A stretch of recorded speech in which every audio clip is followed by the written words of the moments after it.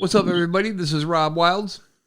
And this is Chris Casanova. And hey, if you're enjoying WrestleShoot, please make sure to hit the like and subscribe button. What are you waiting for? Yeah, man. You don't got to smash it. Just press it. We can't do this without you. That's right. So please join the WrestleShoot family by clicking that like and subscribe. This is former World Wrestling Federation superstar Duke the Dumpster Drosy, and you're listening to WrestleShoot. And it's time to take out the trash.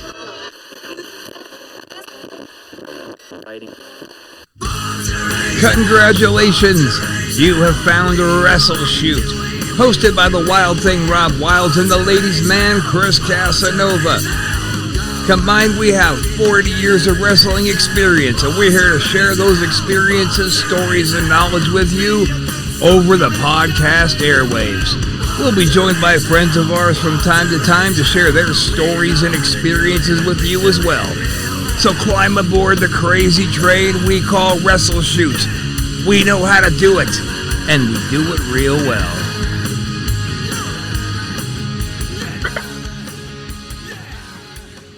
And we're back for WrestleShoot number 7. And of course, I'm joined by my hetero life mate, Chris Casanova. You out there, brother? I'm here. Number 7. Lucky number 7. That's right. Maybe we'll get a million downloads on this one. There you go. I'd be happy with 50. I'll hope. All right, so tonight we are going to be joined in a little bit here by our guest, the legendary Lord Zoltan. This guy is a 40-year career professional wrestler. He's a hell of a guy. He's going to share some good stories. So what you got on deck, Chris? Anything interesting before we get Zoltan out here? Well, sadly, we usually have a couple good stories, and I really do my research, but I only have one story. It's kind of funny. It's about The Rock. Well, that's one more than I have, man. Okay, well, good. Well, you know what? I think we'll get started on the story real quick, and then, of course, we got to nominate our Asshole of the Week after that. And Asshole of the Week. And then we're going to have Zoltan come in and talk. All right. So I'm very excited about that. So this quick little article I saw, it looks like The Rock needs stitches after busting himself open while working out. Oh, shit. Yeah, and basically his quote was, he goes, "We ain't playing tiddly winks, and we ain't reciting nursery rhymes. It's called Iron Paradise for a reason, and things get extremely intense. Throwing around my 50-pound change for a drop set, I got lumped up and needed stitches." Happens to the best of us. Happens to the best of us. But he also quotes, he goes, "Yeah, taste your blood, keep training, and stitch up later. Rules of the house." Man, I can confirm. What's that? No, go ahead. And I can confirm, my blood tastes like Terramana, calluses, and black snake Samoan hot sauce. Have a productive week, friends. Keep it light and a little fun. Get after it like a mofo. I remember years and years ago on Pumping Iron with Doug Damien. And one of the clamps we had on one of the sides was old, worn, and the son of a bitch slid. A 45-pound weight flew off. Whole damn bar just flew out of my hands. It flung another bar across the garage, busted off the refrigerator. I thought I was dead. Uh-huh. That was a close call. Sure. And then, things like that are going to happen in the gym. Yeah. And then, of course, we're going to do one of our staples. We're going to do Asshole of the Week. So, Chris, I don't have an Asshole of the Week this week, but I'm sure you do. So let's just say it's time to do Asshole of the Week. Yes, sir. You got one, Chris? Hey. Well, I've actually been waiting a couple of days to, talk about Asshole of the Week for this week. And I think it's a really good one. Great. Shoot, let's have it. All right. Well, Asshole of the Week, I nominate you. What? Me? Yeah. Be more funny. Get out of here. What are you talking about, me?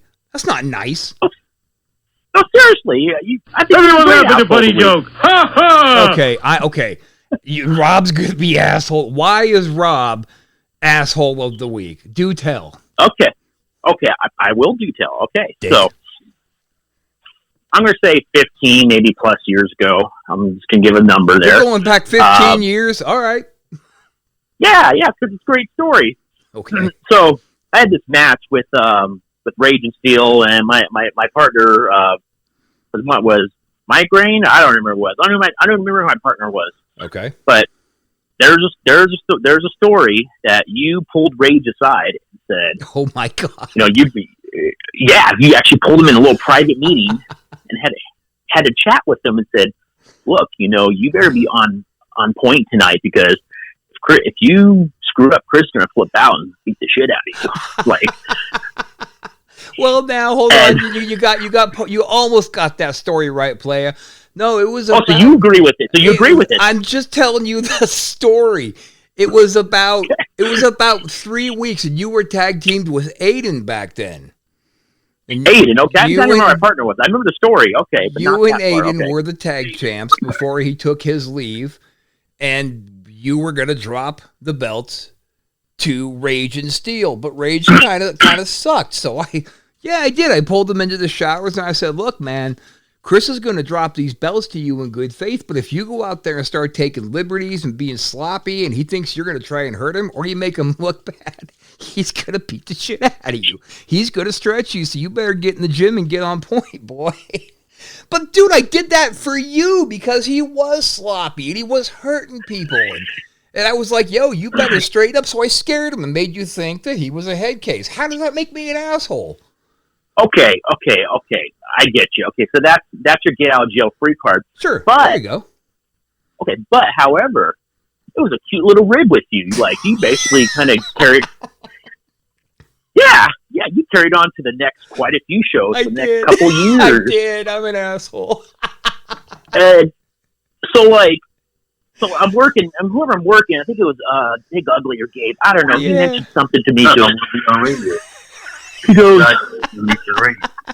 he goes, yeah. He goes, "Hey, are we going to be cool tonight?" I was like, "What do you mean like that?" He goes, "Well, I want to make sure we have our match. It's going to go well." And I was, "Yeah, of course it's going to go well, man. We're a good match." He goes, "Well, I don't want you kind of, throwing heat on me, stiffing me." I'm like, "What do you mean stiffing you?"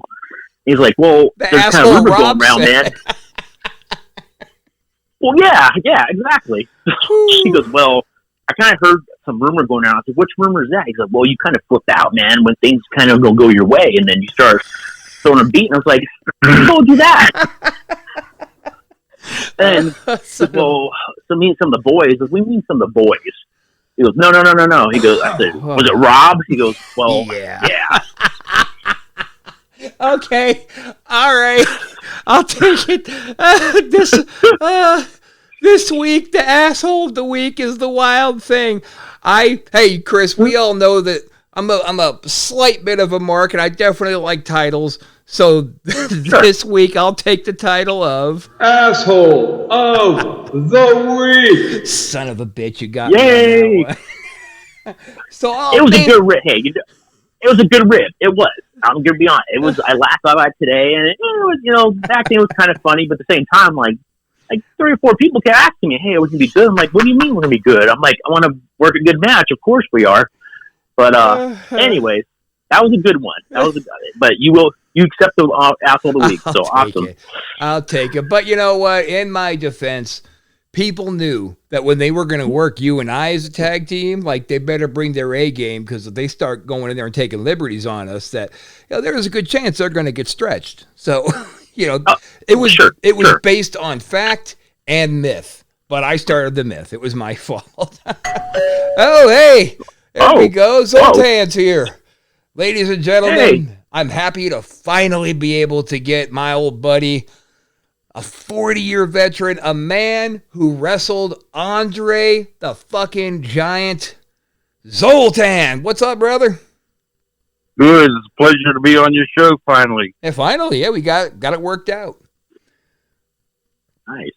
I haven't seen you in 6 years. The last show we worked. It was one of the last shows we worked out there. Yeah. Yeah, it doesn't seem as long though, does it? Oh, time flies by. Oh yeah. Yeah, for sure. So I don't know if you heard, Ken, but I won a new title tonight. I'm asshole of the week. Wow, what an honor. I feel good. I want to thank the little people out there. I want to thank my mother. I want to thank God for bestowing this on me. I want to thank Chris Casanova for bestowing this on me. You're welcome. You're welcome. A little golf clap, right? Yeah. Woo. Thank him for that prestigious award. That's right. Just throw it on the pile, brother. He represents it well. Yeah. God damn it. Oh, that's funny. So what's new, brother? How you doing? I hear you're retired now. You're not doing any more in-ring action after 112 years. Nope. I just had a hip replacement. That was my first major injury I ever had. God, didn't Preston say that too, Chris? That he just had his hips done? Yeah, he did. Yeah, that's the knees and the hips go out first in our business. That's for sure. Yeah, knees are next. My knees were first. Yeah, I was holding off on the knees, but then the hip went in the meantime, so I had no choice to get the hip done. Well, let's get started with talking about Andre. Andre. The genius. You know I'm undefeated against Andre. Oh, yeah? How's that? Yeah, check it out on YouTube. I was in a handicap match, me and Angelo Gomez, and Andre threw me out of the ring and pinned Angelo Gomez, so I'm undefeated against Andre. Is that how that works? Yep, he never gave me a rematch. He knew better. I gotta go Zoltan on that one. I'm not going with that one. Sorry. I think that if you keep trying to BS me there, Zoltan, you're going to be asshole of the week next week. No, it's on YouTube. Check it out. Oh, I believe how you said it went down. I'm just saying, your partner gets pinned, you get pinned. That's how WL works. No. He knew he couldn't pin me, so he had to throw me out of the ring. Well, he recognized a superior athlete, is what you're saying. That's right. That's right. There you go. He used some pretty good strategy on his part. Yeah, he didn't want no part of Zoltan. Yeah, just dump you into the... But, you probably had the right move there, too, Get dumped out in the third row, grab some popcorn, and watch the rest of the match. That's right. So what was on... I'm unfortunately, I never had the privilege to meet Andre. What was Andre like? Oh, he's a good guy. I mean, back in those days, sometimes you didn't even see the guys till you got in the ring.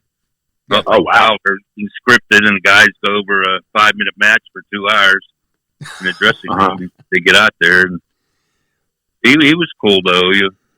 I remember driving him back to his hotel one time in Canton, Ohio, and a friend of mine, she had a convertible. She had to put the roof down because he was so big he couldn't fit into the car. And we were just going down the streets. His head was just towering out of the car with all that big hairdo he had at the time, when he was younger.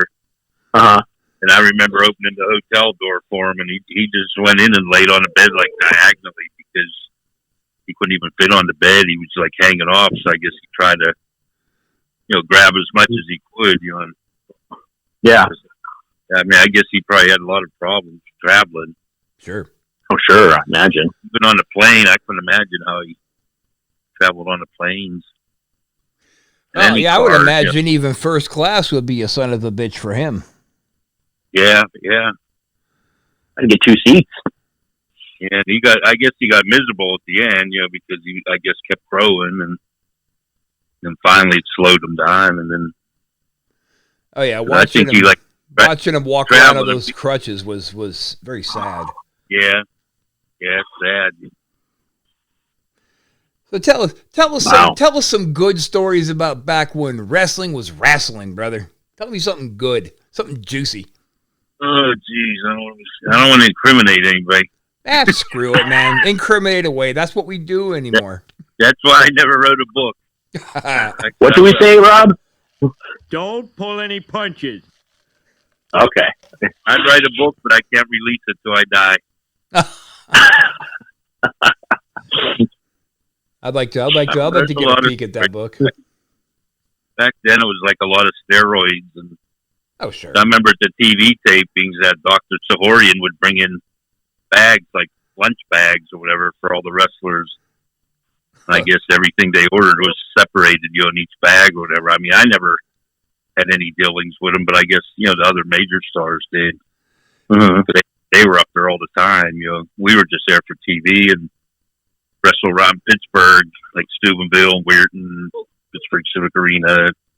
And then back then, they used to run a lot of high schools and that, as opposed to now. They just go for the major spots, like Saudi Arabia and all that, I guess, where they're going to make the most money. Yeah. But they used to be able to fill like an arena once a month. Now they can't even fill an arena 2 or 3 times a year. So I don't know. That just shows it's turned in more like the circus. It's not, they go by the name rather than the talent. Because when they'll just announce, WWE's coming to time. Half the time, you don't even know who's on the card. Just like when the circus comes, you just know it's a circus. Right. And you have no idea what you're going to get once you get there. Once they got your money. And same with Mania. They sell Mania tickets in October. And it sells out just for the atmosphere. And, you don't even know what you're going to get there. Right. They've become so terrible. I used to go with my sons every year, but even, the last one we went to was in Dallas, and we only went there to, see that big stadium there. And then after that one, I think Triple H wrestled, I think he wrestled Roman Reigns and after that one, my son said, well, Dad, we don't want to come no more. That's how bad it was. And now they've gotten so long. I went to one in New Orleans with a girlfriend I was seeing at the time, and that was the last one I went to. I think it was like 5 hours long. Oh, wow. That is too long. No, it's like a major event. But then she said, I don't want to come. Don't bring me to any of these anymore. Yeah, because you don't just get up. You don't just get up and walk out of Mania. Yeah, especially you spend all that money. Yeah. But I mean, the atmosphere in the town, can't compare to anything. But that was the reason I really went, just to see different times, like been in Houston, Miami, Atlanta, San Francisco, I think Dallas. You pick up bookings at those towns? No, I just went just as, just see friends and that, during the week. You'd see so many people from all over the country. Right. And then, it's just like a big party, especially like in New Orleans. Everything was like right on Bourbon Street there, whereas opposed to other cities, things could be spread out all over the city. You might not even see anybody, the whole time you're there. New Orleans, that was a fun time. Yeah, New Orleans is great. Good wrestling city too, I hear. Yeah, it was. They used to run the Superdome. I remember when I was taking pictures. I used to take pictures for the magazines. In fact, that's how I got started in wrestling. And is that right? I went to the Superdome there, and they packed it with. Andre was there, Dusty Rhodes, Bill Watts, Stan Hansen. Oh wow!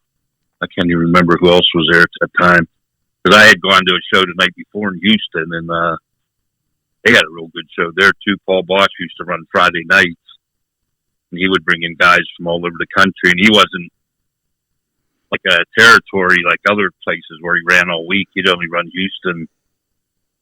I don't even know if it was every 2 weeks or every week, but he would bring in, like Ernie Ladd, Bill Mascaris, Wahoo McDaniel, Johnny Valentine.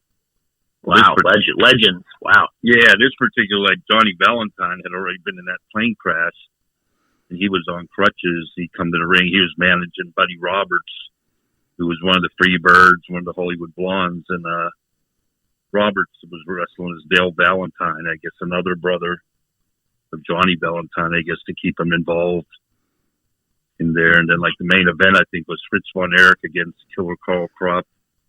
Nice. And then Austin Idol was there for the first time using that name, because I was taking pictures of him, and he asked where I was from, and I told him, Pittsburgh, and he said, I used to wrestle on the East Coast. And I said, oh, you did? I said, what was your name? He said, Iron Mike McCord. And he'd look nothing like Iron Mike McCord, when he changed the gimmick and that. And he was in a plane crash too, I believe.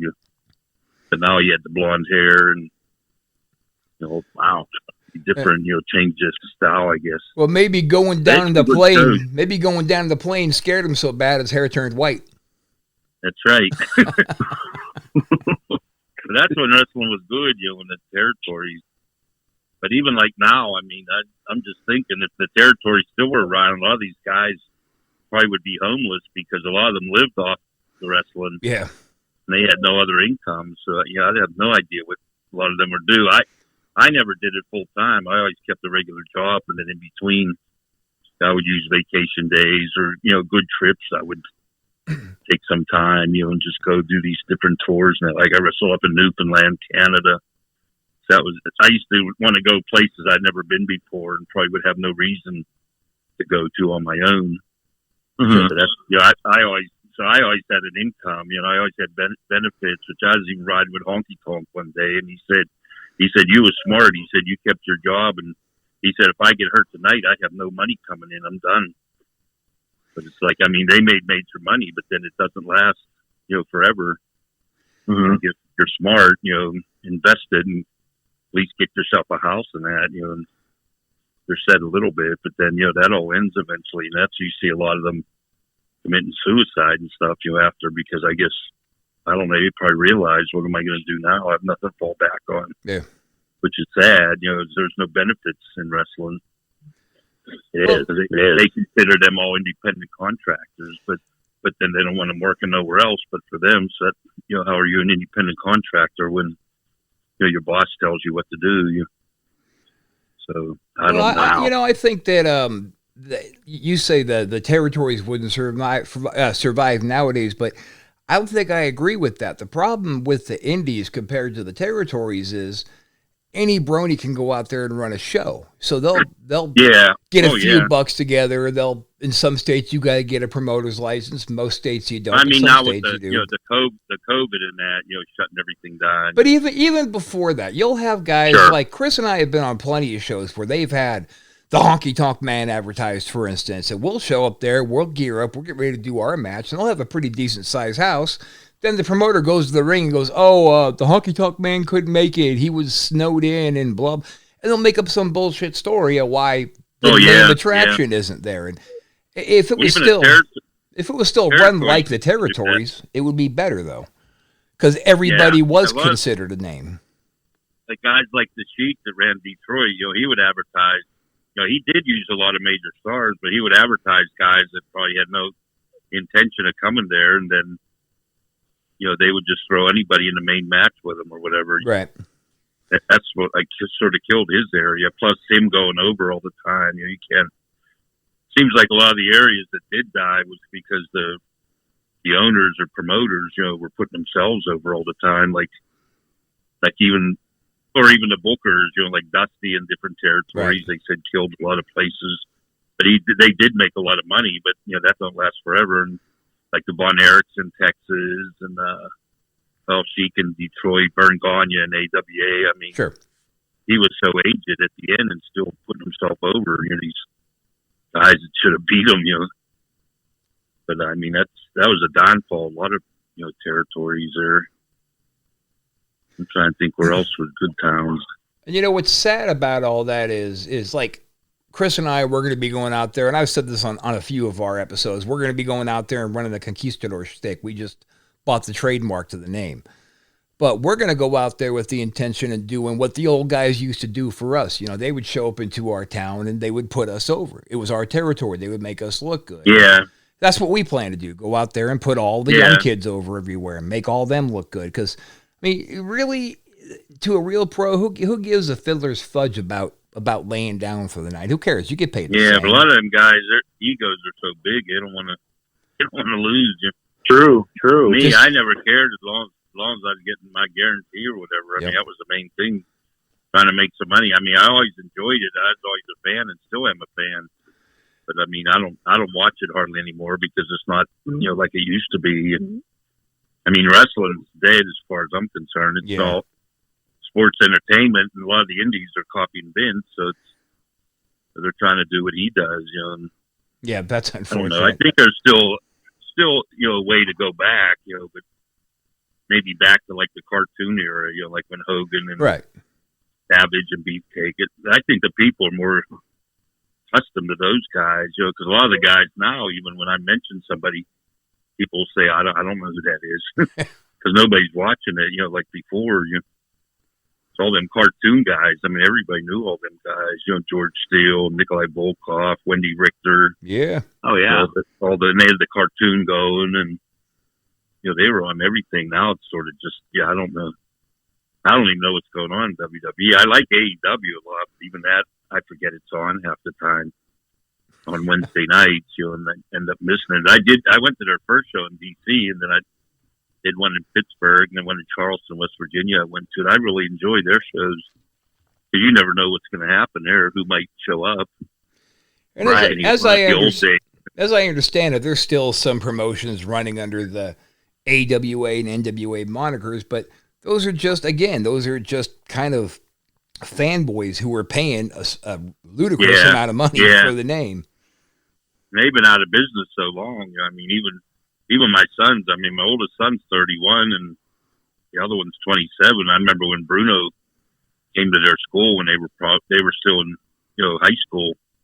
Like they said, none of their friends even knew who Bruno was. And Bruno was like one of the major stars. But already so many years had passed, and if they didn't watch it on TV, they had no idea who he was, which is sad. It's like you finally get somebody like that caliber to come in, and then all you're getting is a lot of the old school fans coming. They wanted to see him. And that was the last show we did there. Bruno was on there, but we had a lot of guys like Mick Foley and Bundy and Iron Sheik, and Honky was there, Beefcake and Valentine. I mean, we had most of the major, cartoon, Coco Beware. Right. A lot of the cartoon guys, because the people could relate to them more, I think, than now they're trying to make it, I don't know, more realistic. But then, they tell you it's a show, but then they're trying to make you believe something that, true to life. But then, in the back of your head, well, this ain't real. But then they're trying to beat each other, like with a belt or something, and show welts on somebody's back. Like, why? Because everybody don't believe it anyhow. So that's the only thing. That's like a magician coming out and saying, "Well, no, here's how I do it. What my trick is going to be." But then you sit there and see if you can figure it out. Very true. It's too late now. But there's a lot of promoters who try to get back to that old school method. They bring the old school guys in, and like Honky Tonk Man is a great example of a guy who, he shows up into a locker room and he's the life of the party, right?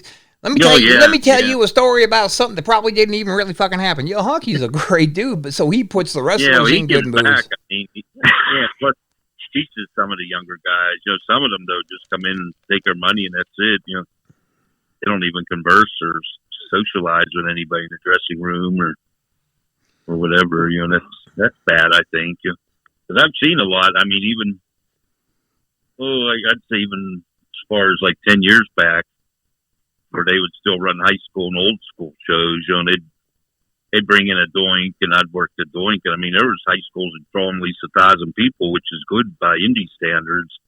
Sometimes that's even good by McMahon standards, because a lot of his places were dying too. I heard, when they tried smaller venues in WCW at the end, same with them. And now with AEW, I guess they're at least trying, but now this COVID is, setting them back a little bit.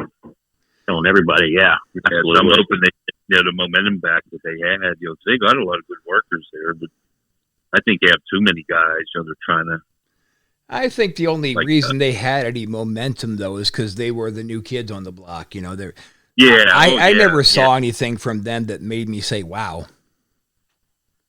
Yeah, it's something different. It was an alternative. I think that's what everybody sort of went with them. Same like with ECW, when ECW was around. A lot of people, headed that direction because they figured, this is something different, or we're against the mainstream, Yeah, that hardcore era for a minute there. I never was into the hardcore stuff, but hardcore era hurt. Vince funded them. They said, so it was, even though they had their own group, they were saying in the end there that Paul Lee was getting money off of Vince to, I guess, just to keep some alternative going a little bit. Because now there's hardly competition. When WCW was around, they were drawing big ratings. They said sure. everything comes back eventually, but who knows? Things change then too. People are used to not having entertainment, so it's like, is it anything going to get them back? Well, I believe the indies are going to come back. Yeah, I would hope. I hope they do. I think the indies are going to be the last bastard child of wrestling to actually die. Yeah, it'd be like roller derby. Yeah, that's right. Roller derby. Yeah. Uh-huh. And even I was in Austin, Texas for a convention, and at the arena they had a sign roller derby. That was still, I'd say maybe 10, 15 years ago, which it had been dead long before then, but they were still doing roller derby down there, but you never really heard anything about it anymore. Yeah, I guess like somebody still managed to find like at least some audience that was coming. I don't know if they had any other.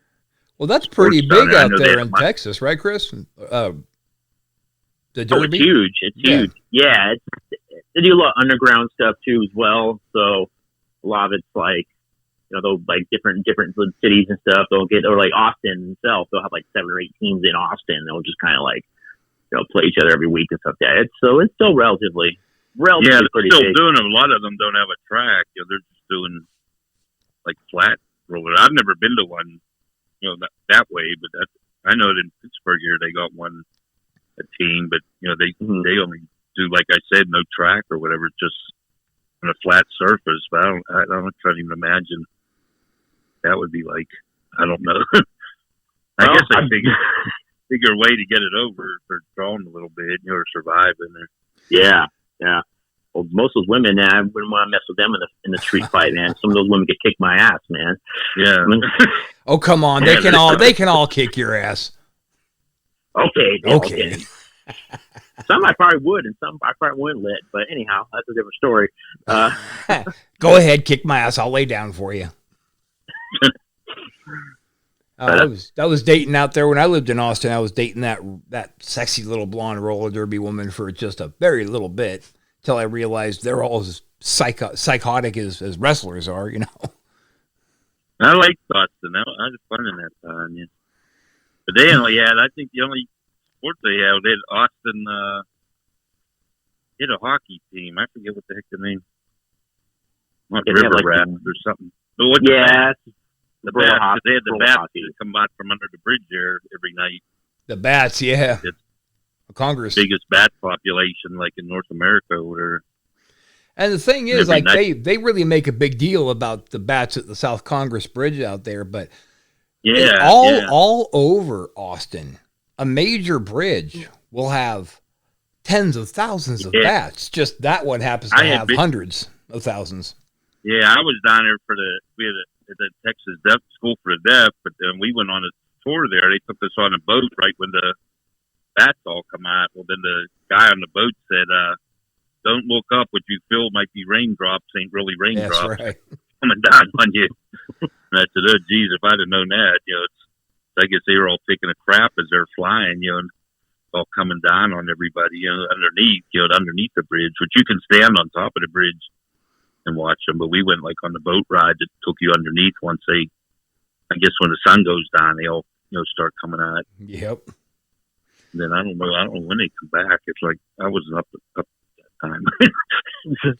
So we had Preston Steele a few weeks ago on the show, and we had a great time talking a lot about, oh, Cheeky baby, oh, Zoltan baby, it's Cheeky. So you got any good Sheik stories for us?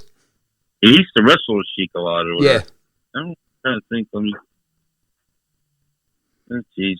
No, not really. I never really traveled with him or anything. I know I wrestled him in Allentown for TV, and he did all them suplexes and that. And one suplex, we like cracked heads together. He like hit my cheekbone. We got the dressing room. He like apologized like crazy and kissing my cheek. I'm so sorry. I would never try to hurt you. And it was like so funny. I said, oh, you're cool. The things happen. You're like that. I said, I never really got in with anybody that really hurt me. The worst one was like David Schultz. Yeah. We were in St. Louis for TV, and Pat Patterson told us to go out and have a regular arena match. And that's when Vince was starting. He was going to split the United States in half, have WWE East and WWE West, and I guess from St. Louis West was going to have her own TV. Well, Patterson told us to have that kind of match. For like 2 minutes before the match, Schultz come up to me and said, I got to go over strong. I can't give you nothing. He said, I got to look strong for Hogan. I said, well, whatever. I mean, I was there to do the job anyhow. I was surprised that Patterson said have a regular match with one of the main guys you're trying to get over, too. But some of the things they did, you don't understand, why they do it. I mean, there must have been a reason. I don't know. I guess maybe it would look better if he beat somebody that was actually competitive rather than just squashing somebody. That's what I would think. Yeah, he grabbed me in a front face lock. I remember he kept squeezing, man. I was like black-eyed. And I'm thinking, it's going to be like really shitty if I black-eyed here. And you're laying dead. I mean, till somebody comes through, it's like, I don't know. I wouldn't know what would happen there. I've been in the ring a few times when I refereed where the guy going over knocked himself out and just laid there with his eyes just looking straight at the ceiling, and the other guy was covered him, and it's like, the guy going over is knocked out, not moving, and I had to act like the shoulder went up. He's deader than dead. Finally, I said, he don't move this time. I got to kind of pin. He just laid there, even after the pin. He just laid there looking at the ceiling. Like, wow. But he just, I don't know how he might have hit his head on the canvas somehow and just knocked himself out. That's cold. And then I seen another time where a guy was running the ropes and then hooked the top rope and went right out like a torpedo to the ground. His head hit the floor like a watermelon exploded. There's blood just come all out of his head and everything. And he grabbed the back of his head, looked at his hand, and then just fell backwards, laying there like in a pool of blood. I was like, oh, geez. I guess he's getting kind of that. There's no way he was coming back in. There's some freaky things, happen in the ring. Guys died after matches, and then Ox Baker, I guess he was in with two guys that died, and so he was really selling his heart punch that the heart punch killed him, and the heart punch, Chris. See, Chris, I told you. Yeah. he was a wild guy. Ox Baker, he's a terrible worker, but he was had good looks and good promos, and that was the main thing. Back in those days, as long as you could get a crowd in there. Because even Bruno said he wrestled Crusher Verdue in the Garden. They drew one of the biggest crowds ever, and he said Verdue was terrible, but he said he looked good and was able to. I think Albano was managing him at the time. I guess they could, promote it good enough that made it look like he would actually beat Bruno. Bruno said he got a lot of guys like that were terrible, but he had to try to squeeze a match out of them. They would only get one shot then. Most of the formula up there was 2 or 3 matches with Bruno, and the final one would be some kind of gimmick match, cage match or Texas death match or something. Or they really didn't have too much wild stuff in Bruno's days. I know Bruno didn't like gimmicks or whatever, so I'm surprised. He didn't like who? A lot of gimmicks like Russian and guys, painted face and that. Right. They never really had too much of that, back then. But even now, I guess, the foreigners, you wouldn't be able to get away with that now with all the problems, taking down statues and everything. And oh no, yeah, somebody goose stepping on TV. I mean, they'd get thrown off right away. Or even that one guy that I forget his name. He was like an Arab or whatever for Vince. It was Ali Hassan or somebody, and they had to get rid of him because I guess people were complaining, a lot of the sponsors, which now they got to cater to the sponsors because now the networks are buying the TV. Where in the old days, Vince used to buy the TV time in all the cities and send the tapes to all the cities. Now, Fox and USA are paying him for the TV. So big money, yeah. Yeah, as long as the ratings are good, he's making money, but if something happens, who knows? But, I mean, he's getting old too, so who knows what'll happen. Plus, it's a stock company now too, so anything could happen if Triple H and Stephanie decide they had enough, or I don't know. Then again, who knows? They might enjoy doing it. Then again, they got a family now too, so I think financially they're pretty good. Yeah, they're pretty. So is Shane. All your life. Yeah, Shane too. He comes and goes. I guess whenever when they need him. A few bucks. Usually around Mania time, they all get involved. So they get their regular payday for being on WWE's payroll. Plus, then they get a Mania check. So you always see them resurfacing right around Mania time to do something. Yeah, but Shane, he's got that Wes and Ola money coming in too. He's not hurting for nothing nowhere. Yeah. Oh, yeah. Yeah. I'm surprised he came back. Yeah, it's in the blood. Yeah, definitely had more control than him. I think that's why he left the first time. They sort of delegated more to her, and then Triple H sort of got involved. But he did a pretty good job with NXT. So maybe he's more old school because Killer Kowalski trained him, so he may be closer to old school than a lot of the other guys. Yeah, sure. A lot of the other guys were trained on the new style or whatever.